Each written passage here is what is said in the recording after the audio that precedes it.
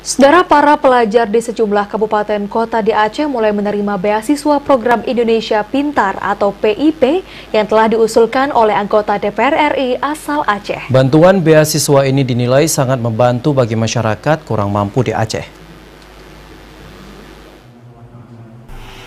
Di tengah kondisi pandemi COVID-19 dan rendahnya perekonomian di tengah masyarakat membuat sejumlah masyarakat sedikit kewalahan menyusun ekonomi bagi kehidupan sehari-hari serta membiayai pendidikan.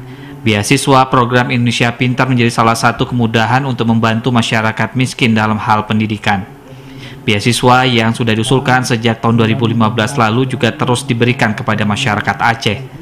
Tenaga ahli Teguh Rifki Harsha Aidil Mas Hendra saat pembagian beasiswa PIP kepada masyarakat Aceh Besar di SMK Negeri 1 Mubarkea mengatakan usulan ini setiap tahun diberikan dan ini merupakan usulan tambahan yang diusulkan oleh Wakil Ketua Komisi 1 DPR RI Teguh Rifki Harsha di luar usulan dari Dinas Pendidikan Aceh.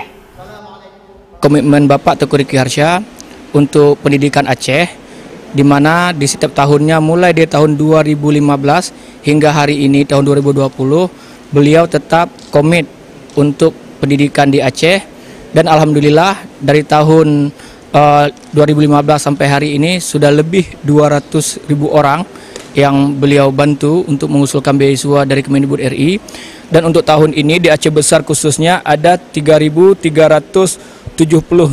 siswa baik SD, SMP, SMA, dan SMK. Kami sangat terbantu, apalagi dalam keadaan seperti ini.